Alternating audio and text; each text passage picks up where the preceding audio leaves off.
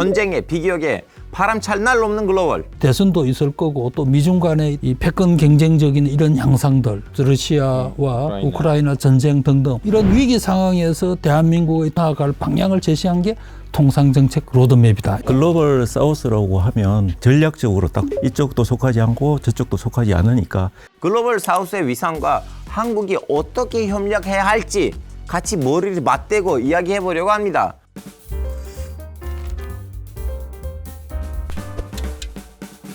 이게 웬 난리지? 난리지 쇼에 오신 것을 환영합니다. 저는 MC를 맡은 알파고입니다. 요즘 전쟁에 비기역에 바람찰 날 없는 글로벌.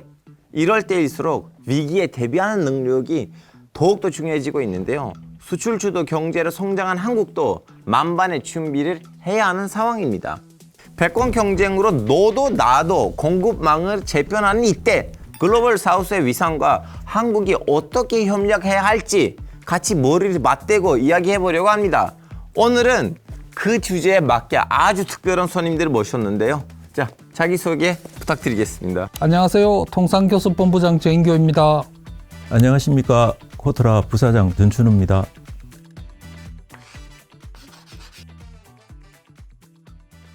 요즘은 미국 등 많은 나라들이 자기네 나라의 이제 경제를 이제 최우선으로 생각했기 때문에 보호무역주의도 지금 상승 중이고 자국 우선주의도 지금 너무 심해지고 있는데요. 그럼 여기에다가 우리 정부가 대응하기 위해서 통상정책 로드맵 어떤 배경으로 나온지 뭐가 담겨 있는지요?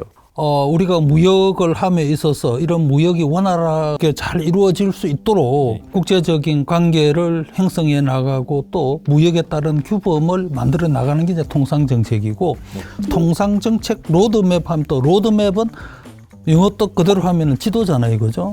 그러면 이제 대한민국의 통상정책이 어느 방향으로 가고 있는가를 보여주는 게 통상정책 로드맵이다. 이제 이렇게 볼 수 있겠죠. 근데 그러면 본부장님 지금 아시다시피 미국 대선도 우리 앞두고 있고요. 미래가 별로 확실하지는 않는 거잖아요. 여기에다가 우리는 어떻게 대비하고 가야 돼요? 지금은 이제 우리가 흔히 이제 경제 안보의 시대라고 그럽니다. 그 이전은 이제 세계화 시대였죠. 세계화 시대에는 WTO라는 국제기구가 무역을 관장하면서 WTO 규범만 잘 지키면서 비즈니스를 하면 됐는데 이제는 WTO가 기능을 제대로 못하고 있고 생산 방식도 과거와 같이 그 효율성의 기초에서 중간재를 조달해서 최종재를 만들어서 수출하는 이런 게 이제 어려워졌습니다. 대선도 있을 거고 또 미중 간의 이런 이 패권 경쟁적인 이런 양상들 그리고 또 뭐 이스라엘, 하마스, 또 러시아와 우크라이나 전쟁 등등 이런 위기 상황에서 대한민국의 통상정책이 앞으로 나아갈 방향을 제시한 게 통상정책 로드맵이다 이렇게 볼 수 있죠. 그러면 본부장님 그 세계 GDP의 이제 85%, 90% 그런 경제 운동장을 구축하시려고 하는 어떤 계획들을 갖고 계세요? 사실 전 세계적으로 봤을 때 국제 무역을 제대로 하는 나라와는 거의 대부분 FTA를 체결을 했습니다. 지금 이제 남아 있는 나라들은 세계 경제에서 좀 소외되어 있거나 또 국제 무역에 관련된 그 국내 제도적인 기반이 안 돼 있는 나라들을 대상으로 해야 되는 겁니다. 이제 그런 나라들을 대부분 이제 오늘날은 이제 글로벌 사우스라고 해서 이제 대부분 개도국들이죠. 이제 이런 국가들과의 FTA를 우리가 체결해야 되겠다라는 거고 그 방식은 기존에는 우리는 이제 아주 포괄적인 자유무역협정 FTA를 체결해 왔는데 상대국들은 그런 걸 정도 높은 수준의 협정을 체결할 여건이 못 돼요. 그래서 그 나라 사정에 맞게 우리가 협정의 틀도 바꾸고 또 가급적이면은 또 그런 나라에 대해서는 우리가 OECD 회원국으로서 ODA 해외 공적 원조 자금을 많이 늘리고 있는데 또 그런 나라한테도 우리가 경제적 지원을 해줄 수 있는 것도 많이 하면서 또 우리와 FTA 또 다른 형태 EPA라든가 또 TIPF를 해가지고 그 나라에 맞는 협정을 체결해 나간다라는 게 이제 저희들의 목표고 그렇게 하면은 한 90% 이상은 앞으로 2, 3년 내에 충분히 올릴 수 있을 거다라고 봅니다. 부사장님 지금 우리 본부장님이 한 2번 정도 글로벌 사우스이라는 단어를 쓰셨는데요. 솔직히 말하자면 뭔 말인지 모르겠어요. 그래서 좀 이 글로벌 사우스를 상세히 좀 설명해 주시면 감사하겠습니다. 글로벌 사우스라고 하면 통상 저희가 생각하는 북반구에 위치한 예. 선진국하고는 좀 반대에 있는 대비되는 개념이라고 할 수 있겠습니다. 즉 그 남반구나 네. 그 북반구의 저위도에 위치한 그 개발도상국 제3세계 개발도상국을 일컫는 말인데요.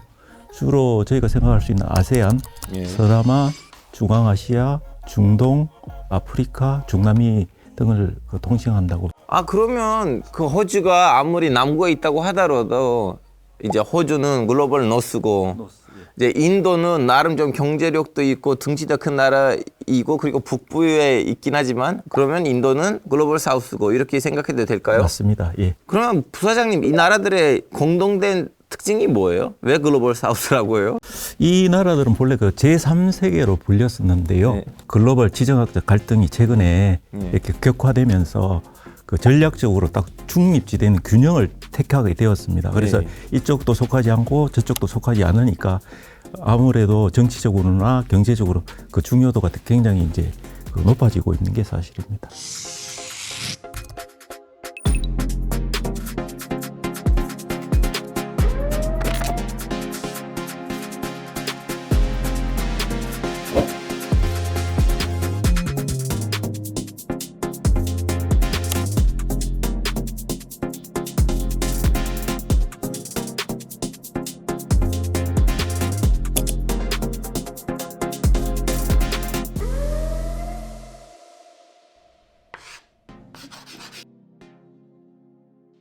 예전에는 뭐 그냥 FTA도 있고 WTO도 자기 역할을 하고 있었는데 왜 세계 질서가 이렇게 꼬인 거예요? 미국의 입장하고 중국의 또 입장이 다르긴 한데 미국 입장에서 본다면은 중국을 2001년도에 WTO 회원국으로 가입을 시켰는데 중국이 잘 채택을 해서 완전한 그 개방 국가가 될 거라고 미국은 생각을 했고 네.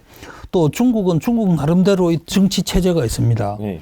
그 정치 체제를 유지를 하면서 시장 개방을 하는 과정에서 미국이 생각했던 거와는 좀 방향성이 달랐던 것 같아요. 네.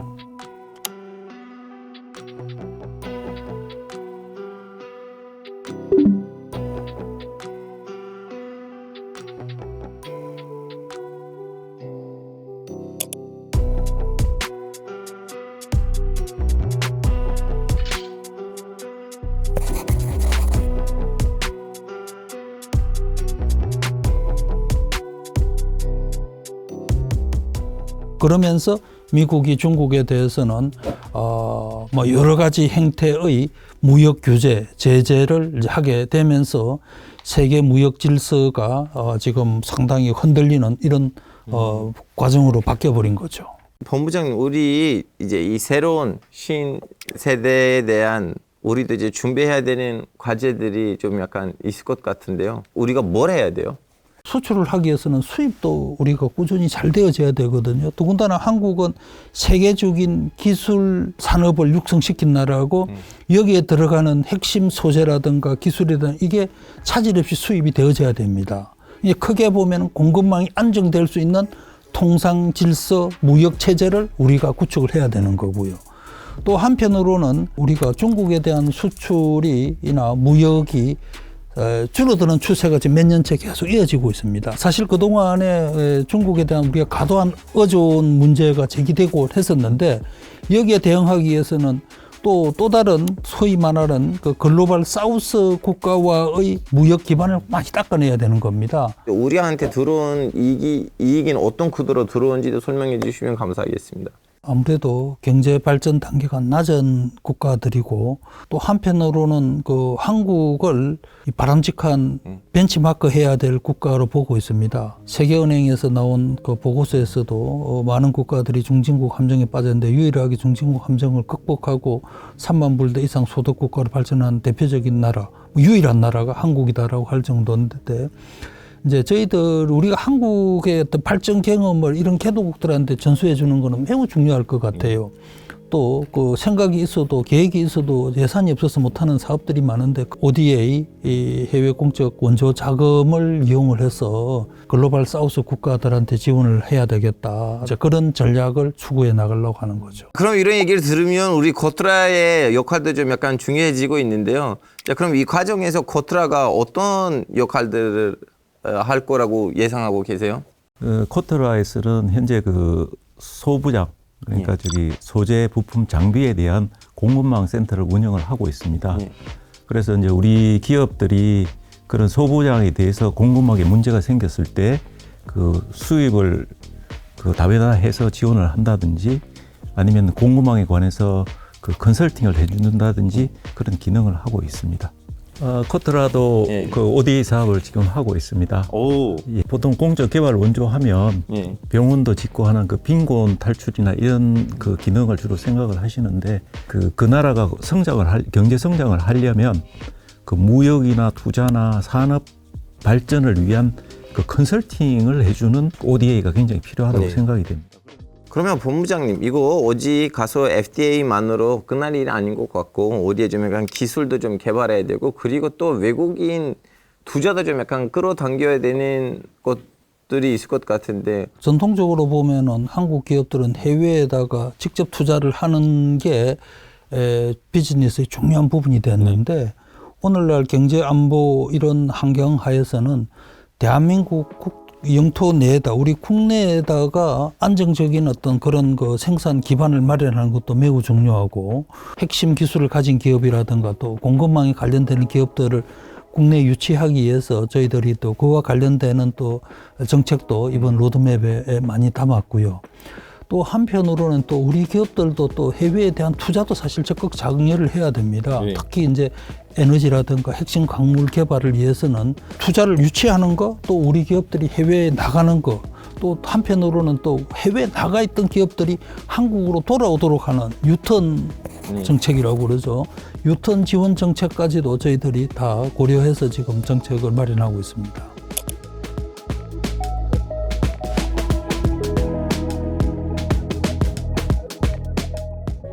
이제 4대 주요국 있잖아요. 그럼 이 나라들이란다 좀 약간 균형을 어느 정도 보면서 협력을 해야 되는데 그거 좀 약간 쉬운 일이 아니면 좀 어려운 일이에요? 우리 얼마나 잘하고 있어요? 먼저 이제 미국과는 지금 한미 관계는 역대 최고 수준일 정도 한미 관계가 좋습니다. 예. 물론 이제 11월 미 대선 이후에 또 정치 환경이 어떻게 될 것인가라는 그런 리스크도 있지만은 예. 전체적으로는 저희들이 관리할 수 있는 수준으로 지금 현재 유지되고 있다. 분명히 말씀드릴 수 있을 것이고, 그 다음에 이제 유럽 연합, 특히 유럽 국가들과는 그동안에 우리가 이제 그 쌓아놓은 여러 가지 그 협력 체계도 있지만은 한 EU FTA를 중심으로 해서 양 지역 간의 관계를 한층 더 업그레이드를 시키면서 특히 그 공급망 안정이라든가 또 우리 기업에 대한 투자 유치 또 디지털 통상에 관련된 협력들을 지금 저희들이 작업을 많이 하고 있고, 그 다음에 이제 일본, 중국인데 일본과는 한때 뭐 한일 관계가 아주 험악했습니다만 네. 지금 이제 정상화되었고 한일 정상 간의 협력 방안을 합의한 걸 바탕으로 해가지고 꾸준히 그걸 이행하기 위한 절차를 밟고 있습니다. 중국과는 또 우리가 새로운 또 관계를 형성해서 그 양측이 꼭 필요한 또 무역 파트너이기 때문에 거기 차질 없도록 저희들이 중국과 인적 교류를 확대해 나가고 있습니다. 아까도 얘기 많이 했지만은 예. 글로벌 사우스에 대해서도 저희들이 최대한 경제 협력을 강화할 수 있는 방안을 모색을 하고 있습니다. 그러면 내년에 이제 우리나라에서 에이펙 정상회의가 열릴 거잖아요.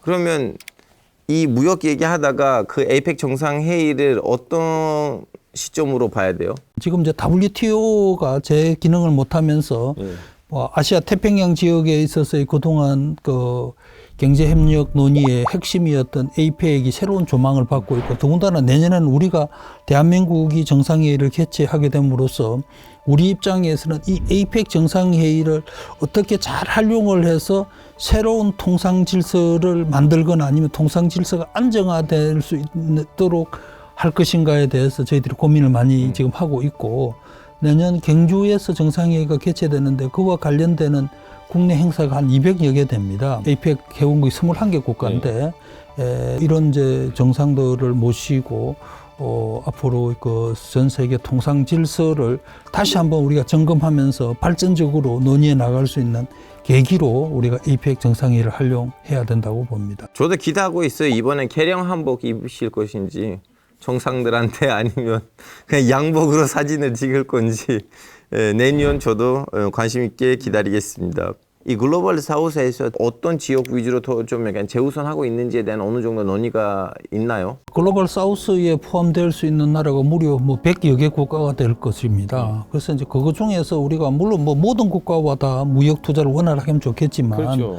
아무래도 비즈니스를 하시는 분들은 지역적으로 가깝거나 또 문화라든가 또 여러 가지 측면에서 좀 익숙한 지역과 무역을 늘리는 경향이 있습니다.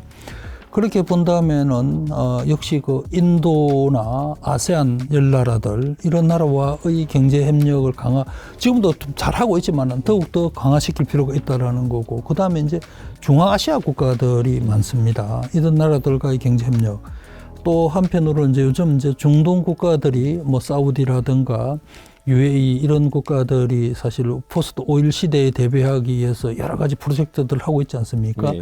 이들 나라와 협력을 해야 되고요. 중남미는 그동안에 저희들이 꾸준히 지금 교역을 늘리기 위한 많은 사업을 해왔습니다만은 성과가 날 수 있도록 좀 더 논의를 가속화시켜야 될 것 같고, 사실은 이제 많은 나라가 아프리카는 좀 어렵게 보는 지역일 겁니다. 그럼에도 아프리카 내에서도 케냐라든가 탄자니아라든가 이런 나라들은 그 지역 내에서도 그래도 지금 통상 제도가 좀 잘 돼 있는 나라니까 이들 나라와의 어떤 시범적인 어떤 사업을 통해서 아프리카 수출 시장을 열어나가는 이런 노력이 필요할 거로 생각됩니다. 이제 우리는 어쩔 수 없이 이렇게 글로벌 사우스를 향하는 것 같은데요. 근데 이 글로벌 사우스이라는 단어는 최근에 와서 진짜 글로벌 트렌드에 들어가 있는 단어인데요. 그러면 다른 나라들은 왜 이 글로벌 사우스에 대한 관심이 많아진 거예요? 그 최근에 글로벌 상황을 보면 러시아 우크라이나 전쟁이 장기화되고 있고 미중 그 무역 갈등이 여전히 그 지속이 되고 있고요. 지정학적으로 리스크가 높아지고 있습니다. 이러한 가운데서 각 국가는 자기 이제 국익을 중심으로 판단을 하게 되는데요. 일례로 보면은 러시아 우크라이나 그 사태가 있었을 때 러시아에 대한 제재는 불과 전 세계 국가 중에서 37개국만 참여를 하고 있습니다. 브라질이라든지 아랍에미레이트라든지 트리키예라든지 이런 국가들은 중립적으로 참여를 하지 않고 있고요. 그다음에 그 미국이 사실은 달러 패권이 좀 약화가 되고 있습니다. 미국이 사실은 기축 통화로서 무역 결제에서 대부분의 그 무역 대금을 달러로 결제하는 비중이 높았는데 브라질을 중심으로 해서 브릭스에서는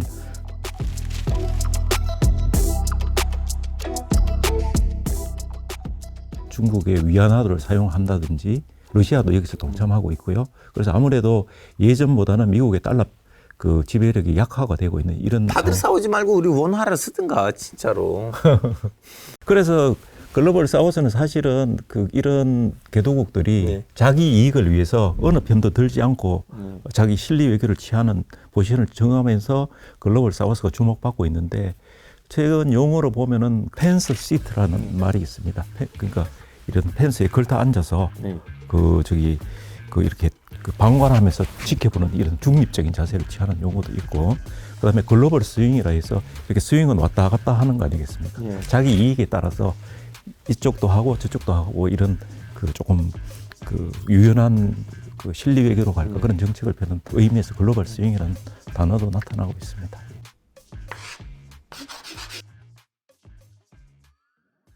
정상정책 로드맵을 통해 우리나라의 경제 영토를 확정하는 것으로 이해가 되는데요. 그런 면에서 세계 인류의 약 62.8%를 차지하고 있는 글로벌 사우스가 상당히 중요한 것 같아요. 자, 그런데 한국에 없는 이것도 유념해야 할 요소 중에 하나이던데요. 한국에 없는 이것이 무엇인가요? 아마 우리는 정책 당국자들이 가장 아쉬워하고 또 필요한 게 바로 이제 핵심 강물일 걸로 생각이 됩니다. 우리가 글로벌 사우스를 강조하는 것 중에 하나가 우리가 지금 현재 필요로 하는 핵심 광물이라든가 희소 금속 등에 대해서 많은 매장량을 갖고 있고 그 지역은 갖고 있지만 또 여러 가지 뭐 자본이라든가 기술이 없어서 채굴을 못하거나 또 경제적으로 이용을 못하는데 뭐 우리나라가 또 우리 기업들이 이런 부분에서 글로벌 사우스 국가들과 협력을 해야 되는 것이죠. 한국은 세계적인 첨단 신기술 산업 국가이지만은 핵심 광물은 사실상 거의 100% 수입에 의존하고 있다고 해도 과언이 아닙니다. 이게 과거의 세계화 시대처럼 국제 질서가 안정적일 때는 아무런 문제가 없었는데 이게 핵심 광물이 지금 이미 이제 무기화되고 있는 이런 상황에서 이걸 안정적으로 공급할 수 있는 방법이 우리한테는 매우 필요하다. 그게 바로 이제 글로벌 사우스와의 협력을 해야 되는 중요한 이유 중에 하나가 되는 거죠.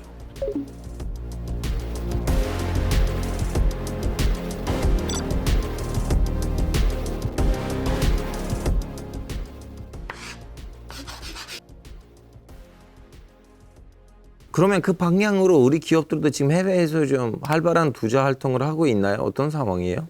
네, 뭐 지금까지 그 우리 기업의 그 해외 투자는 아시겠지만 그 저렴한 인건비, 그 자원 개발, 그다음에 신기술 축적 그리고 신제품 출시 등을 통해서 그 시장을 진출하거나 글로벌화를 하는데 주안점을 두었습니다.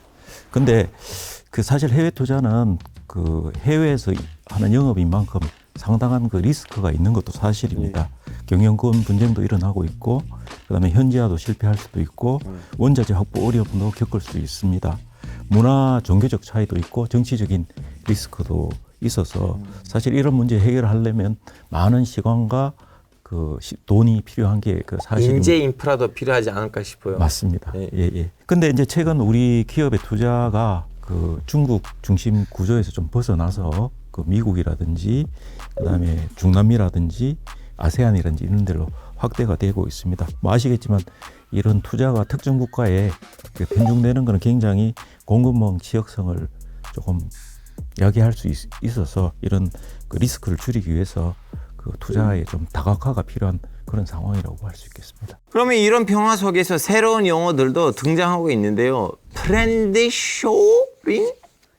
이거는 한국 말대로 만들면 안 될까요? 뭐 우종에 모르겠어요. 못 만들었어요.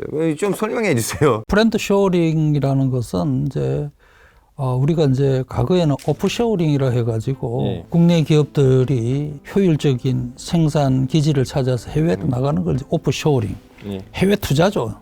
이제 그런 거를 말했는데 미중 간의 갈등이 고착화되고 특히 미국이 우방국 중심의 공급망을 만들면서 글로벌 기업들이 봤을 때는 미국이 추진하는 그런 어떤 공급망 체계에 맞게 맞는 지역에서 그와 부합하는 방식으로 생산을 해야지 미국 시장에 진출할 수 있는 겁니다. 그래서 이제 여기 프렌드라는 거는 다분히 그 서구 특히 미국 중심의 어떤 그런 우방국으로의 그 투자가 집중되는 현상을 이제 프렌드 쇼링이라고 얘기를 하죠. 그런데 이제 우리 입장에서 본다면은 이 프렌드 쇼링이 결과적으로는 세계 무역을 갈라놓는 거거든요.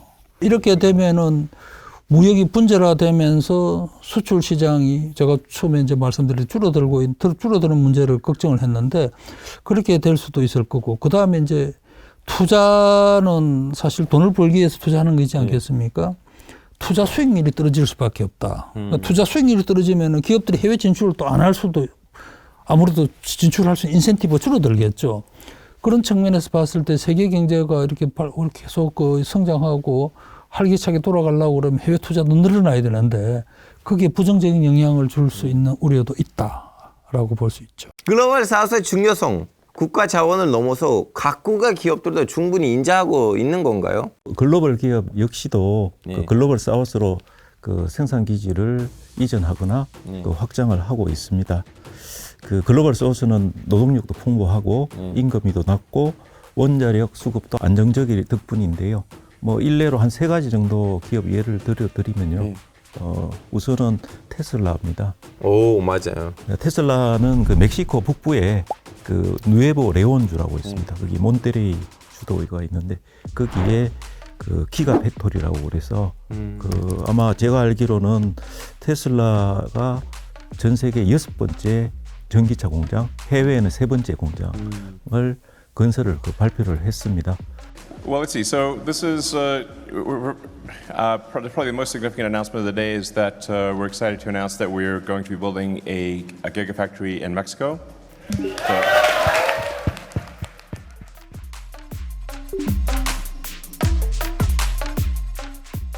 물론 지금 미 대선을 앞두고 멕시코산 전기차에 대해서 관세를 부과하는 여부가 있어서 조금 지금 대선 여부에 따라서 조금 그건 하고 있지만 이미 환경 영향 평가도 받고 그다음에 착공 준비는 다 완료를 한 상황으로 알고 있습니다. 그다음에 그 인텔 말씀을 드리고 싶은데요. 네, 컴퓨터 인텔. 예, 베트남에 설치한 그 인텔 회사가 인텔 프로덕트 베트남입니다. 이 회사는 아마 인텔의 그 조립 및 테스트 공장인데 단일 공장으로는 최대고 인텔의 그 글로벌 10대 그 공장에도 속할 정도로 돼 있고요. 현재 한 15억 달러 정도 누적 투자를 기록을 하고 있습니다. 마지막으로는 애플 사례인데요. 애플은 인도에서 그 아이폰을 생산을 개시를 했습니다. 그래서 지난해 회계 연도에서 아이폰 전 세계 아이폰 생산 비율의 14%를 그 생산을 했는데.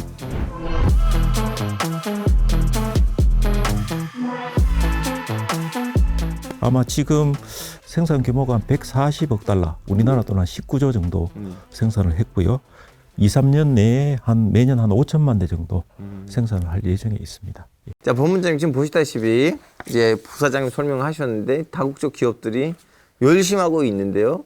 우리 한국 기업들도 그렇게 열심히 하려면 이제 정부 측에서 좀 도움이 필요할 텐데 어떤 도움들 하고 계시는지요? 수출을 잘하기 위해서는 아무래도 해외 마케팅 지원을 해줘야 됩니다. 우리 여기 코트라에 부사장님 와 계십니다만 코트라라든가 무역협회라든가 이런 많은 기관들이 해외에서 마케팅 활동을 할 수 있도록 지원을 지금 알차게 잘해주고 있고, 그 다음에 이제 수출을 하거나 인프라 관련해서 해외에서 공사를 하거나 이랬을 때 사실은 이제 금융이 중요하거든요. 그런 금융 지원이 잘 될 수 있도록 우리가 그 지원 예산을 대폭 늘렸습니다. 작년보다 올해도 한 20, 30% 늘렸고.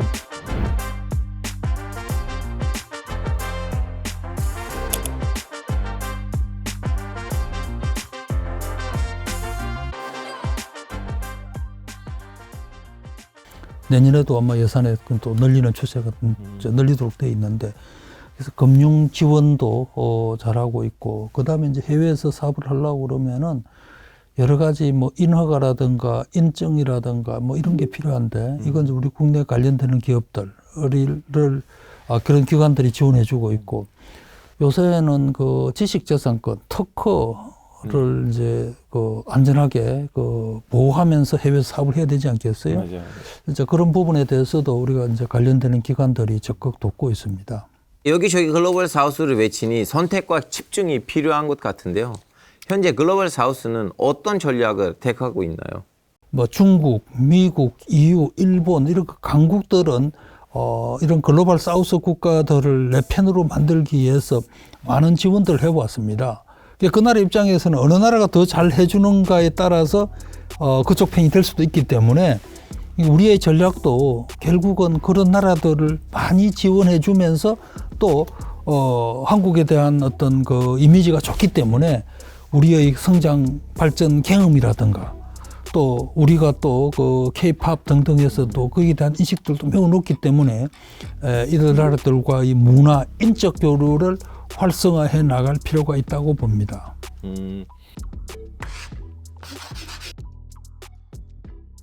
자, 글로벌 사우스의 니즈에 맞게 한국도 필승 전략이 필요하겠네요.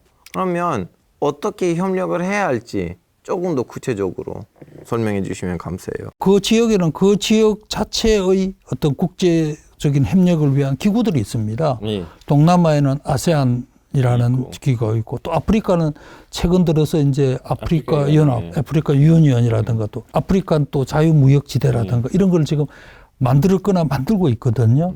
또 중동 지역에는 이제 아랍연맹이 있고, 아랍연맹도 GCC 있고 걸프만 협력도 있고 그래서 이제 이들 그 국제 자기들이 이제 그 지역을 대표하는 이런 기구들과의 협력을 강화를 많이 해야 될 것 같아요. 우리가 상대적으로 그동안에 소홀히 했는데 다행히 금년에는 그 아프리카 정상들 36개 국가의 20서물 거의 뭐 대부분 정상들이 한국에 오셨죠. 한 아프리카 정상회의를 개최를 했고요. 또 대통령께서 중앙아시아 국가들을 방문하셨고 내년에는 한국 중앙아시아 정상회의를 하거든요. 이런 이제 범지역 차원의 협력을 강화를 해야 되겠다.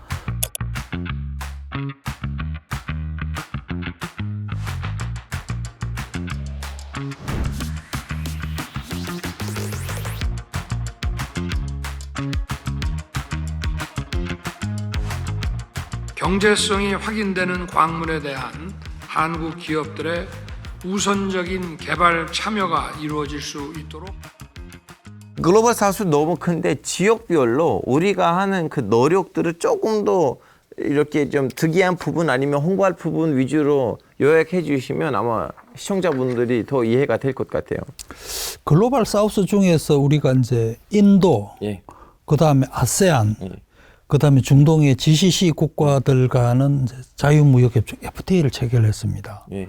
이러한 FTA를 보다 내실 있게 우리가 운영을 해야 될 것 같아요. 어떤 협정은 체결한 지 지금 뭐 10년 이상 됐기 때문에 업그레이드 협상을 해서 이러한 시대적 상황에 맞게 협정을 만들어서 이들 지역과의 어떤 경제적 교류가 더 원활하게 되도록 해야 되겠다라는 생각이 들고 그 다음에 이제 아프리카와는 아무래도 이제 좀 거리가 좀 있긴 있습니다만은 어쨌든 아프리카 국가 전체와 우리가 한 아프리카 정상회의를 했고 앞으로는 뭐 내년은 못하겠습니다만은 그 다음 해라도 2년에 한 번씩이라도 정상회의를 꾸준히 개최하고 그래서 우리가 이제 아프리카와 더욱더 가까이 가는 이런 이제 외교 통상적 노력이 필요하겠다라고 생각이 됩니다. 중남미 국가들 같은 경우에는 뭐 지리적으로 제일 멀리 떨어져 있는 지역이긴 하지만 그동안에 한국 기업들이 중남미 진출을 많이 했습니다. 그러니까 기업들 진출은 상대적으로 많은데 국가 간의 협력 체계는 좀 약한 것 같습니다. 그래서 중남미 국가에서 대표적인 무역협정이 이제 메르코슈아인데 남미 공동시장입니다. 메르코슈아라는 이 공동시장과의 어떤 우리가 협력 체계를 만들려고 그동안에 무단히 한 10년 넘게 노력을 했지만 그쪽 사정 때문에 사실 이제 진전이 안 되고 있는데 하여튼 뭐 그 나라가 우리한테 기대하는 거를 저희들이 잘 충족시켜줘서 메르코슈아와 이 자유무역협정도 체결해서 중남미 국가들이 보다 그 우리한테 친숙할 수 있도록 또 이렇게 해나가는 정책이 필요할 걸로 봅니다. 네, 오늘 이게 웬 난리지?에서는 전 세계적으로 입지를 높여가는 글로벌 사우스의 파워와 한국의 협력 방안을 빠짐없이 살펴봤는데요. 오늘의 난리지를 한 줄로 부탁드리겠습니다. 글로벌 사우스는 한국의 미래이다로 하겠습니다. 좋습니다. 부사장님은요? 글로벌 사우스는 무역, 투자, 산업 협력의 동반자이다. 좋습니다.